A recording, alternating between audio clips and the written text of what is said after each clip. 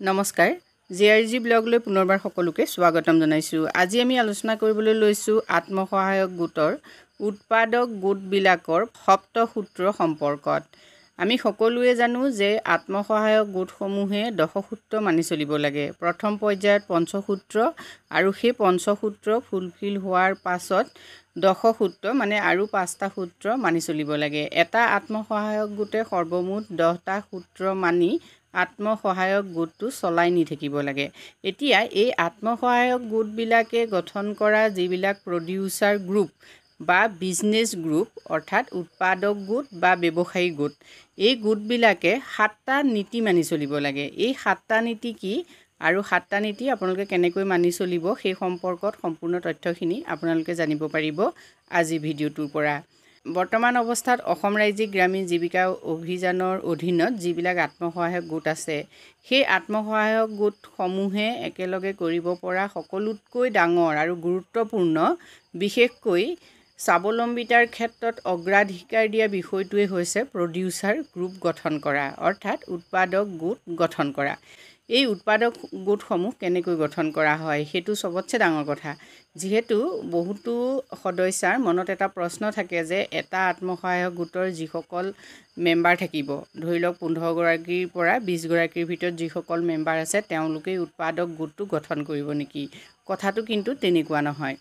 এটা অঞ্চলৰ ধৰি লওক এখন গাঁৱৰ হ'ব পাৰে বা ওচৰৰ মানে 5 কিলোমিটাৰৰ ভিতৰৰ যিবিলাক HSG আছে, আমি ধৰি লৈছোঁ কিছু 20টা HSG আছে।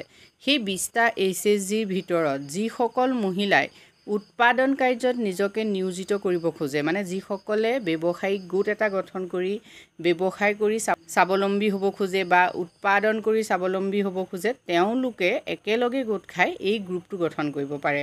15ৰ পৰা 50 গৰাকী মহিলা এটা বিজনেছ গ্ৰুপত থাকিব পাৰে, বিজনেছ গ্ৰুপ বা প্ৰডিউচাৰ গ্ৰুপত থাকিব পাৰে।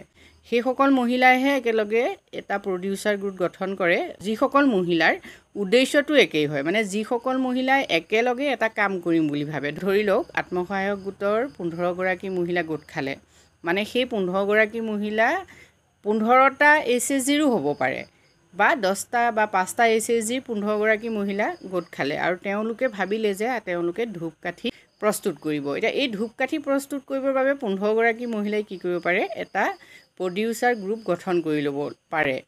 এই প্ৰডিউচাৰ গ্ৰুপবিলাক নন ফাৰ্ম হয়, নন ফাৰ্মৰ গ্ৰুপ, মানে এইখিনি ইয়াত কি হয় দ্ৰব্য সামগ্ৰী মেনুফেকচাৰিং কৰা হয়। এনেকুৱা ধৰণৰ একে উদ্দেশ্য আগত লৈ উৎপাদন কৰিব বিচৰা বা মেনুফেকচাৰিং কৰিব বিচৰা বা যিকোনো দ্ৰব্য সামগ্ৰী প্ৰস্তুত কৰিব পৰা মহিলা লগ খাই কি কৰিব পাৰে, এটা প্ৰডিউচাৰ গ্ৰুপ গঠন কৰিব পাৰে।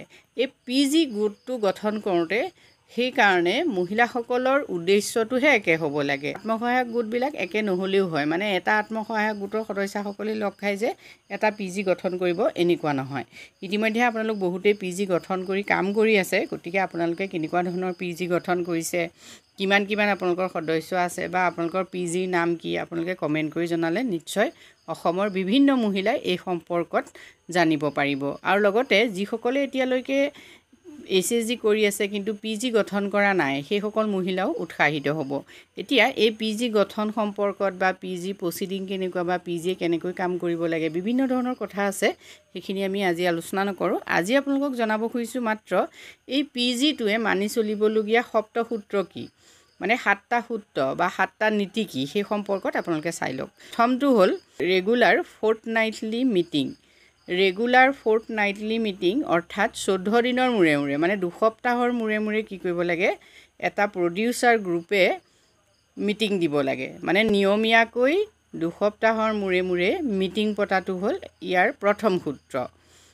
নেক্সট হ'ল ৰেগুলাৰ ডিমাণ্ড ভাৰ্চেছ ছাপ্লাই, নিয়মীয়া চাহিদা আৰু নিয়মীয়া যোগান। PGটোৱে যিবিলাক দ্ৰব্য উৎপাদন কৰিছে সেই দ্ৰব্যসমূহৰ দৈনিক চাহিদা কিমান আৰু লগত তেওঁলোকে যোগান কিমান ধৰিছে, চাহিদা অনুসৰি যোগান হৈছে নে নাই, সেই গোটেই কথাখিনি তেওঁলোকে কি কৰিব লাগিব, দিনে তেওঁলোকে সেইখিনি হিচাপ ৰাখিব লাগিব।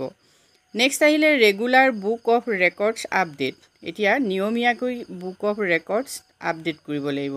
নেক্সট আহিলে ৰেগুলাৰ পে'মেণ্ট টু কেডাৰ অৰ ৰিচোৰ্চ পাৰ্চন।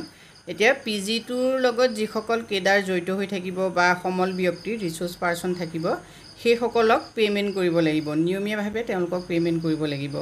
নেক্সট আহিলে regular quality check of input মানে আপোনালোকে জানে ৰ মেটেৰিয়েলছ, যিবিলাক কেঁচা সামগ্ৰী মানে যিবিলাক উপাদান ব্যৱহাৰ কৰি আপোনালোকে দ্ৰব্য উৎপাদন কৰিব, সেই উপাদানবিলাক আৰু যিখিনি দ্ৰব্য উৎপাদন কৰিব মানে আউটপুট মানে ফিনিছ গুড মানে চূড়ান্ত দ্ৰব্য, যিবিলাক দ্ৰব্য ইতিমধ্যে আপোনালোকে বিক্ৰীৰ বাবে সাজু কৰি তুলিব সেইবিলাকক চূড়ান্ত দ্ৰব্য বুলি কয়। আৰু যিবিলাক দ্ৰব্য আপোনালোকে দ্ৰব্যটো উৎপাদন কৰিবৰ বাবে ব্যৱহাৰ কৰে উপাদান হিচাপে, সেইবিলাকক মধ্যৱৰ্তী দ্ৰব্য বুলি কয়। এই মধ্যৱৰ্তী দ্ৰব্য মানে যিখিনি ৰ মেটেৰিয়েলছ আৰু যিখিনি ফাইনেল গুডছ অৰ্থাৎ যিখিনি ফিনিছ গুডছ মানে চূড়ান্ত দ্ৰব্য, এই দুয়োটা দ্ৰব্যৰ কোৱালিটি আপোনালোকে প্ৰতিদিনে বা নিয়মীয়াকৈ কি কৰিব লাগিব, চেক কৰি থাকিব লাগিব। অৰ্থাৎ যদি আপোনালোকৰ PG2ৰ যিখিনি উৎপাদিত দ্ৰব্য সামগ্ৰী বা ব্যৱহৃত যিখিনি কেঁচা সামগ্ৰী সেইখিনি যদি কোৱালিটিৰ নহয়, তেতিয়াহ'লে আপোনালোকে কেতিয়াও ব্যৱসায়টো ভালকৈ কৰিব নোৱাৰিব, মানে মাৰ্কেটত আপোনালোকৰ ডিমাণ্ড কমি যাব। গতিকে ৰেগুলাৰলি আপোনালোকে কোৱালিটি চেক কৰিব লাগিব। নেক্সট আহিলে ৰেগুলাৰ ৰিপে'মেণ্ট। নেক্সট আহিলে inclusion of POP SC ST in the গ্ৰুপটোত অন্তৰ্ভুক্ত কৰাৰ ক্ষেত্ৰত POP মানে প্ৰায়ৰিটি অফ প'ৰ মানে দুখীয়াসকলক অগ্ৰাধিকাৰ দিব লাগিব।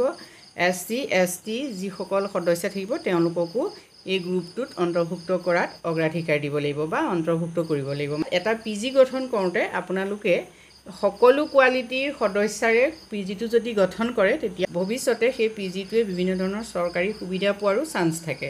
গতিকে যেতিয়া আপোনালোকে PGটো গঠন কৰিব, তেতিয়া POP SC ST সকলোকে সমানে গুৰুত্ব দি PGটো গঠন কৰিবলৈ চেষ্টা কৰিব। এইকেইটাই হ'ল সপ্তসূত্ৰ। অৰ্থাৎ PG এটাই তেতিয়াহ'লে কি কৰিব লাগিব, প্ৰথমতে PGটোৱে নিয়মীয়াকৈ মিটিং কৰিব লাগিব, নিয়মীয়াকৈ তেওঁলোকে ডিমাণ্ড এণ্ড ছাপ্লাই চেক কৰিব লাগিব, বুক অফ ৰেকৰ্ডছ ৰাখিব লাগিব, তেওঁলোকে কেডাৰসকলক বা ৰিচোৰ্চ পাৰ্চনক নিয়মীয়াকৈ পে'মেণ্ট কৰিব লাগিব, ৰেগুলাৰ কোৱালিটি চেক কৰিব লাগিব, ৰেগুলাৰ ৰিপে'মেণ্ট কৰিব লাগিব, লগতে SC ST মানে সমাজৰ বিভিন্ন পিছপৰা যিসকল ব্যক্তি আছে তেওঁলোকক অন্তৰ্ভুক্ত কৰি PGটো গঠন কৰাৰ ক্ষেত্ৰত গুৰুত্ব দিব লাগিব। এইকেইটাই হৈছে সপ্তসূত্ৰ। গতিকে আপোনালোকে যদি এতিয়াও PG গঠন কৰা নাই, তেতিয়াহ'লে PGটো গঠন কৰক আৰু এইটো চলাই নিয়াৰ সময়ত এই সপ্তসূত্ৰ মানি চলিবলৈ চেষ্টা কৰক। আজি ভিডিঅ'টোত আমি আপোনালোকৰ বাবে এইখিনি তথ্য আলোচনা কৰিলোঁ। যদি ভিডিঅ'টোৰ দ্বাৰা আপোনালোক উপকৃত হৈছে, কমেণ্ট কৰি জনাবলৈ নাপাহৰিব। আজিলৈ ইমানেই, ধন্যবাদ।